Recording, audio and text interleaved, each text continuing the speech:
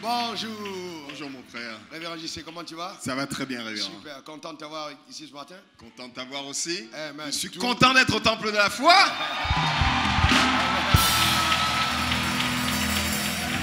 À chaque fois que je viens ici, votre foi me défie. Merci, révérend. Très bien, nous sommes contents de t'avoir aussi pour SMJ, Sommet mondial de la jeunesse. Tout à fait, tout à fait. C'est mon honneur, c'est mon privilège. Et je sais que Dieu va faire des choses extraordinaires. Prière de vous asseoir, s'il vous plaît, merci. Amen, amen, amen, amen. Pasteur Raoul, Ouais. pourquoi un sommet mondial de mobilisation de la jeunesse? Un sommet mondial de la jeunesse, simplement parce que les temps que nous vivons sont extrêmement prophétiques. Et je pense vraiment que toutes les personnes qui ont une certaine sensibilité à Dieu savent que la fin des temps est proche. Il est donc urgent, je dis bien très urgent, que nous puissions réorienter notre manière d'apporter l'évangile. Quand on parle de sommet, on parle de convocation solennelle. Ce sont des moments d'impactation, des moments de transfert, des moments d'équipement pour permettre justement à la génération future, qui est les jeunes, de se déployer dans les 7 sphères de la société. Alors le drame, c'est quoi? C'est que nous, à notre époque, quand on parlait de l'appel de Dieu, on parlait plus de l'appel de Dieu en termes de prêcher l'évangile. Oui. Alors Dieu s'est révélé à moi singulièrement sur ce point. C'est une erreur que l'Église a commise. L'appel de Dieu, c'est pluridimensionnel, plurisectoriel. Donc on peut être appelé à diriger une nation, appelé à diriger un grand ministère d'État, appelé à être un général de l'armée, appelé à être un footballeur, appelé à être un artiste.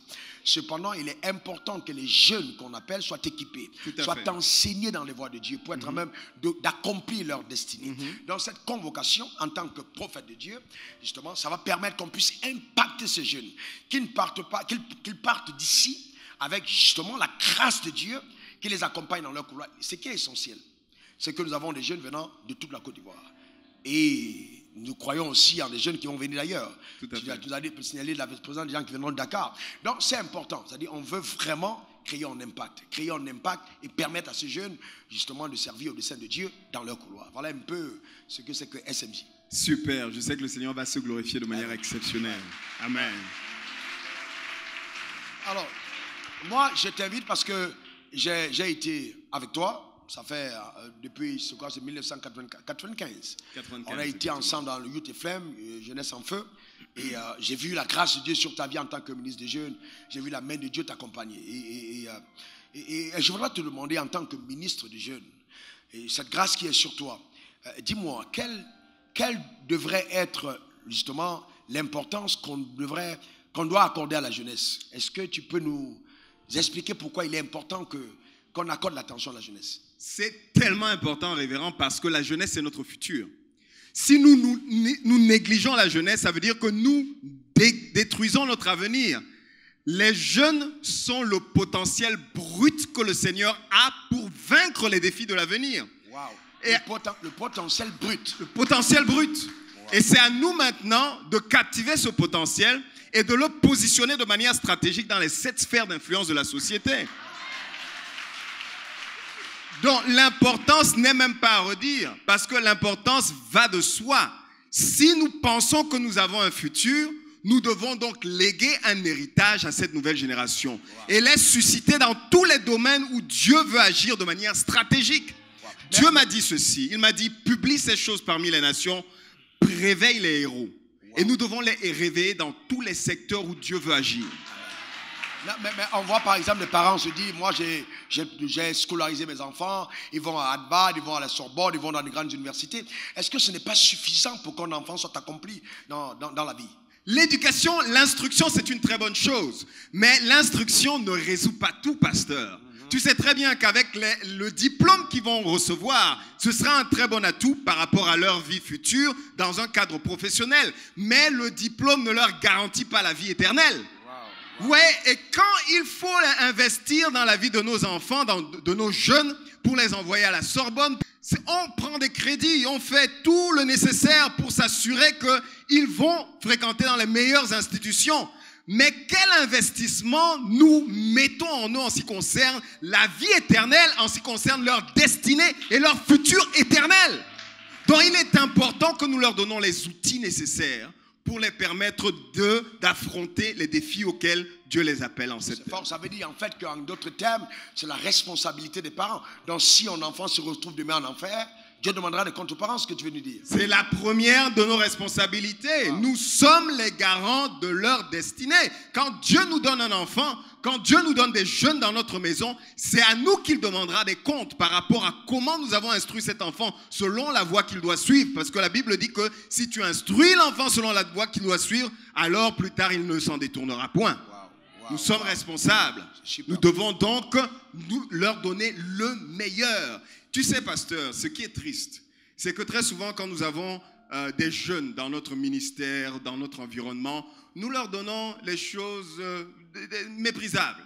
Ouais? En ce qui concerne la maison de Dieu, généralement, c'est eux qui ont les pires des bâtiments, ils ont les pires des structures, ils ont les pires des équipements.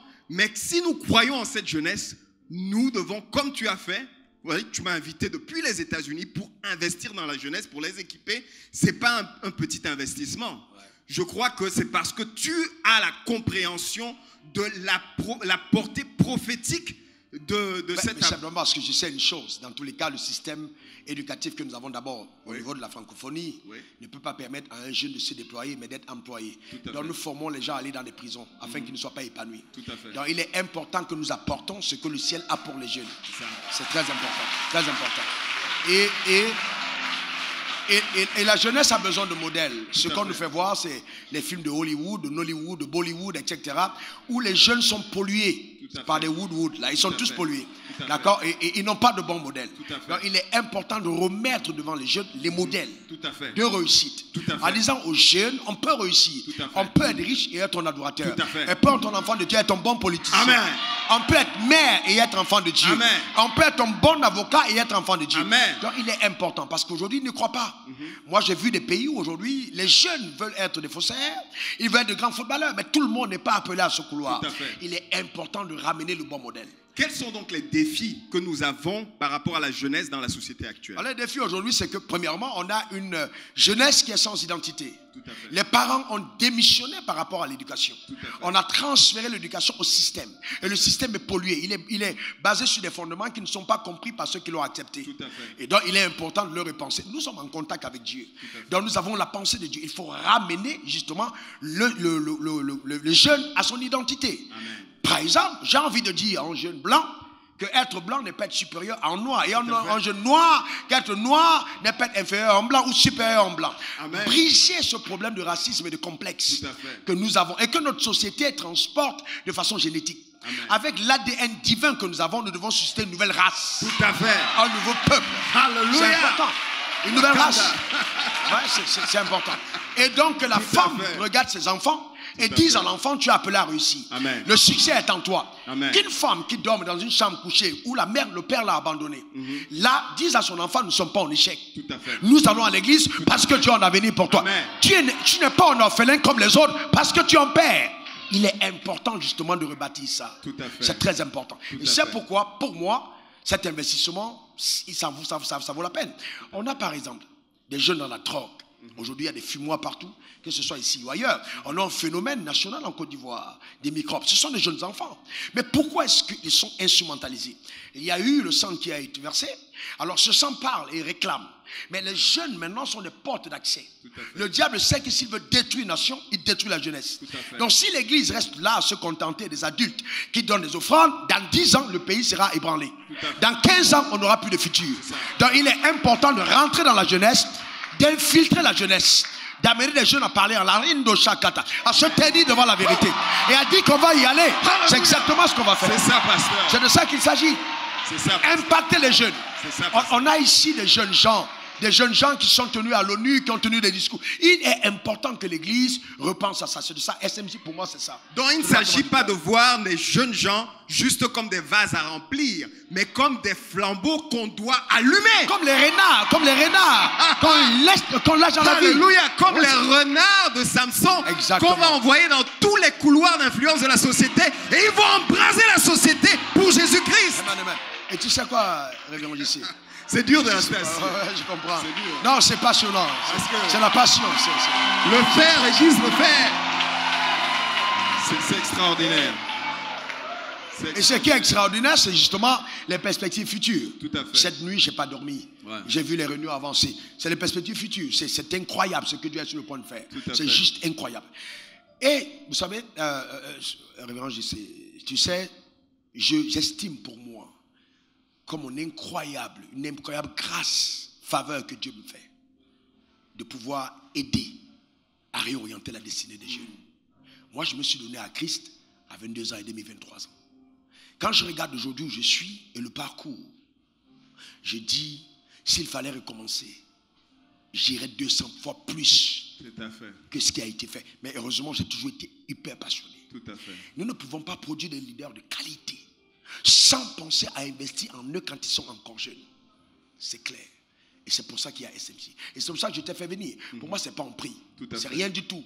On a payé des cars, des gens vont venir de l'extérieur, des autres communes, des autres villes, des autres provinces. Fantastique. Gloire à Dieu. 3 jours, extrêmement glorieux. Et on termine par l'impactation. Voilà. Avec onction d'huile, imposition de main, la relâchant dans le couloir de la destinée. Tout à fait. Parce que Dieu m'a parlé. Il m'a dit, quand vous bénissez le peuple, vous me donnez un droit légal d'agir sur eux. Amen. Dans nos paroles relâchées, c'est comme des empreintes, des étiquettes qu'on pose sur le peuple. Et partout il part, Dieu regarde la marque, il dit j'y vais. Amen. Sur les paroles qui ont été relâchées. Et c'est pourquoi ça va secouer. Ça va secouer. La réponse aux maux de la société, c'est la jeunesse. Tout à fait. On va les renvoyer. Ils ne sont pas faits simplement pour être des chanteurs, pour être des drogués, pour être des prostituées. Non. Commettre des crimes, être enrôlés. Mais ils peuvent se tenir en disant non. Nous croyons à une société différente.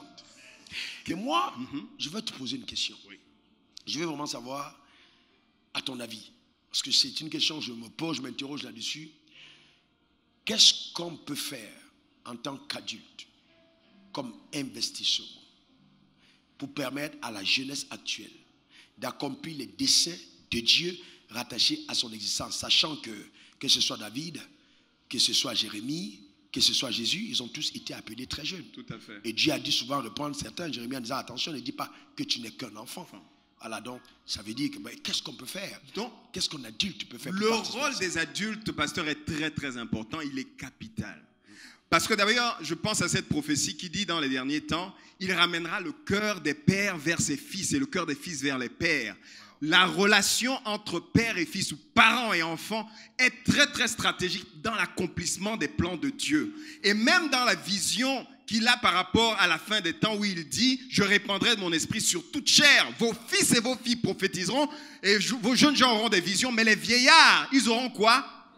Des songes. » Il y aura donc une connexion pour que la sagesse que nous avons accumulée dans ce parcours que tu décrivais tout à l'heure, par tes expériences, par ta consécration, par ta dédicace, par l'opposition que tu as dû affronter, il faut que cet héritage soit transmis. Mais ça veut dire que les filles aussi sont incluses en fait. Absolument. Vos servantes et vos filles prophétiseront. Garçons et filles, nous devons les préparer. Nous devons voir les nouvelles Esther se lever. Nous devons voir ces femmes de destinée et de distinction être positionnées. Nous les voulons. Mais pasteur, notre rôle est au-delà de juste parler. C'est aussi, en ce qui concerne, démontrer. Parce que les parents, on les voit souvent à l'église. Ils agissent comme des personnes super spirituelles. Mais à la maison, ils sont pires que des démons. L'enfant ne va pas faire ce que tu lui dis. Il va produire ce que tu es. Wow. Non, mais attends, reviens. L'enfant ne va pas faire ce que tu dis, il va produire ce que tu es. En d'autres termes, l'enfant est impacté par ce qu'il voit. Absolument. Il est impacté par ce qu'il voit. Nous devons donc les exposer à l'authenticité de la foi dans la maison. Donc ça veut dire qu'à cause de nos enfants, nous avons l'obligation d'une conduite exemplaire. Absolument. Parce que quand nous pensons à notre vie chrétienne, nous n'avons pas le droit de la négliger à cause du témoignage que nous devons porter dans cette nouvelle génération. Il n'y a pas que le pasteur qui est responsable. Non. Le parent est le premier sacrificateur de sa propre maison. Alléluia. C'est là où on voit ta fille, ton fils. C'est quand ton fils a confiance à ton autorité spirituelle, à ta direction spirituelle. C'est le plus beau cadeau que tu peux leur transmettre. Pasteur, je peux partager ce témoignage avec toi. On était en vacances il y a quelques jours. On était dans un château qu'un ami m'a ouvert. Et à la fin de nos vacances, pendant qu'on parlait, je posais la question à ma fille de 12 ans. Alors, depuis que tu as donné ta vie à Jésus, qu'est-ce que Jésus est pour toi? Elle se met à pleurer, à chaudes larmes. Elle me dit, papa, Jésus est exactement tout. Il est tout pour moi. Et elle me dit, je ne sais pas, depuis que j'ai donné ma vie à Jésus, pourquoi je ne suis pas baptisé? Il y a l'eau ici, comme disait l'eunuque éthiopien à Philippe. Il y a l'eau ici, il y a cette belle piscine. Pourquoi je ne peux pas être baptisé? Et son frère dit, moi aussi j'ai donné ma vie à Jésus. Et Jésus est tout pour moi, pourquoi ne pas les baptiser? Ma femme et moi, nous sommes entrés dans l'eau, dans la piscine, dans ce beau château et nous les avons baptisés. Amen. Nous devons les exposer à la présence et à la puissance de Dieu dans notre propre maison et leur donner les outils de qualité pour pouvoir réussir. Ça veut dire que bien au-delà du fait d'investir pour l'intellect, pour avoir des diplômes, il est important d'avoir un investissement spirituel. Et donc, ça doit être stratégique. Tout à fait stratégique, pasteur. Parce que comment ils vont faire, par exemple, quand ils vont aller à l'université et être invités dans ces fraternités, dans les francs-maçonneries, dans la Rose-Croix, dans les Lions Club et dans toutes les autres antichambres des sectes, ils n'auront pas d'outils pour dire non. Ils auront tellement peur de l'influence de leurs amis. Mais tu sais quoi? Personne de celui qui viendra au SMJ ne pourra être influencé. Non, jamais. Non, non, c'est pas possible. Jamais. Jamais de la vie. On va exposer la vérité. On va exposer la vérité. Et on va justement équiper les jeunes. Tout à fait. Donc moi, sur te dire, parce que tu es un ministre des jeunes expérimenté, je voudrais vraiment challenger ceux qui nous écoutent. Tout à fait. Pour dire de faire un effort d'envoyer les enfants. Envoyez-les. Ceux qui sont même ceux qui ne veulent pas venir. Oui. Mais attends, pasteur. Quand nous devons les envoyer à l'école, est-ce que nous leur demandons leur avis? Non. Est-ce qu'ils ont le choix? Non. Parce qu'on sait que c'est important pour eux. Est-ce qu'on doit négocier pour eux en ce qui concerne la vie éternelle? Non. Tu les mets dans la voiture, tu les amènes là où il faut les amener parce que leur éternité en dépend. Leur éternité en dépend. Heureusement que tu dis ça ici. Aux États-Unis, ils appelleront le 911. Hein? Ils vont appeler le 911, mais on va traiter avec le 911 quand ils vont venir. Chez moi, mes enfants ne peuvent pas me menacer de 911. J'aime ta flamme pour le Seigneur. Amen. Alléluia. Amen, amen, amen, amen. Alors, mais à quoi s'attendre? À quoi s'attendre pendant ces moments? Ce ne sera pas seulement des moments où on va porter des paroles sur eux. On va prononcer des paroles prophétiques sur leur vie. Nous allons également les écouter parce que les jeunes, il faut les écouter. Il faut comprendre les défis par lesquels ils traversent. Il faut comprendre les difficultés qu'ils ont à surmonter. Vous n'avez pas idée souvent des défis par lesquels ils passent, la dépression qui les guette et qui frappe à la porte. Mais nous voulons les écouter, nous voulons investir sur eux, nous voulons imposer la main. Et en plus de ça, il n'y aura pas seulement la parole, il y aura des danses, il y aura un peu de rap. Alléluia. Tu parles de quelque chose d'assez particulier, ouais. Les jeunes dépressifs. Oui. On voit aux États-Unis des fils de pasteurs qui se suicident. Dans notre société, c'est malheureusement une réalité, la dépression. Ici, on a un autre phénomène, des jeunes qui se droguent, des jeunes qui sont enrôlés dans beaucoup de choses. Tout à fait. Dans des mouvements occultes et tout ça. Mais ils sont exposés. Regarde, la manière dont ils sont bombardés aujourd'hui par les multimédias. Je ne parle pas seulement des social media. Il y a Internet, il y a toutes ces images qui les bombardent de matin et soir. Et mes enfants à moi ne sont pas autant exposés parce qu'ils ont un temps limité devant la télé, un temps limité devant les jeux. Je préfère que ma fille et mon fils prennent un livre pour se détendre plutôt que de choisir de faire un jeu à la télé ou de regarder la télé ou d'aller sur Internet. Vaut mieux qu'ils prennent un livre, ils s'instruisent. Alléluia. C'est ça la future génération. Et c'est ce que nous voulons transmettre à vos enfants. Faites-les venir. On va mettre le feu derrière leur. Alléluia. Alléluia. Bien que Dieu te bénisse. On est content de t'avoir, on est content de t'avoir. Il sait qu'on va passer un moment extraordinaire. C'est mon privilège. Déjà, on est mercredi soir avec une soirée extraordinaire. On a une très longue soirée. Commence à 16h pour les jeunes. Et puis à 18h30, on va faire un shifting pour pouvoir accueillir tous ceux qui vont venir pour l'univers possible. Jeudi matin, on est là.